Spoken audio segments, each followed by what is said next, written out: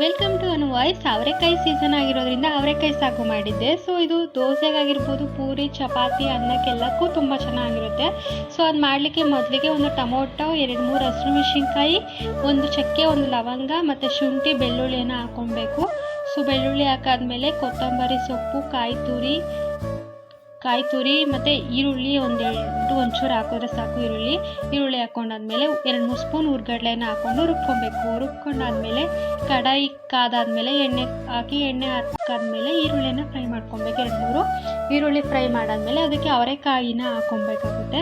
So ಅವರೆಕಾಯಿ ಚೆನ್ನಾಗಿ fry ಮಾಡ್ಕೊಳ್ಳಿ. ಅವರೆಕಾಯಿ ಚೆನ್ನಾಗಿ ಫ್ರೈ ಆದಮೇಲೆ ಅದಕ್ಕೆ ನಮ್ಮ ಮನೇಲಿರುವಂಥ ಮಿಕ್ಸ್ ತರಕಾರಿಗಳನ್ನ ಹಾಕ್ಕೊಬೇಕು. ಸೊ ನಿಮ್ಮ ಮನೇಲಿ ಯಾವುದಿದೆ ಆ ತರಕಾರಿಗಳು ಹಾಕ್ಕೊಳ್ಳಿ. ನಾನು ಇಲ್ಲಿ ಕ್ಯಾರೆಟು, ಹುಳ್ಳಿಕಾಯಿ, ಗೆಡ್ಡೆಕೋಸನ್ನ ಹಾಕಿದ್ದೆ. ಸೊ ಆ ತರಕಾರಿಗಳನ್ನೆಲ್ಲ ಮಿಕ್ಸಪ್ ಮಾಡಿಕೊಂಡು ಚೆನ್ನಾಗಿ ಬೆಂದಾದ್ಮೇಲೆ ಅದಕ್ಕೆ ಅಚ್ಚ ಖಾರದ ಪುಡಿ ಹಾಕ್ಕೊಂಡು ಮತ್ತು ಅರಿಶಿನ ಹಾಕ್ಕೊಬೇಕು. ನೆಕ್ಸ್ಟು ಧನಿಯಾ ಪೌಡ್ರ್ ಹಾಕ್ಕೊಬೇಕು. ಧನಿಯಾ ಪೌಡ್ರ್ ಹಾಕಾದ್ಮೇಲೆ ಗರಂ ಮಸಾಲ ಪೌಡ್ರನ್ನು ಸಹ ಹಾಕ್ಕೊಬೇಕಾಗುತ್ತೆ. ಸೊ ಅದನ್ನೆಲ್ಲ ಹಾಕ್ಕೊಂಡು ಫ್ರೈ ಮಾಡ್ಕೊಬೇಕು. ಹಸಿ ವಾಸನೆ ಹೋಗ್ತಾ ಫ್ರೈ ಮಾಡ್ಕೊಬೇಕು. ಗರಂ ಮಸಾಲ ಎಲ್ಲ ಹಾಕಾದ್ಮೇಲೆ ಚೆನ್ನಾಗಿ ಅದು ಫ್ರೈ ಆದಮೇಲೆ ನಾವು ರುಬ್ಬಿದಂಥ ಮಸಾಲೆಯನ್ನು ಅದಕ್ಕೆ ಹಾಕ್ಕೊಬೇಕು.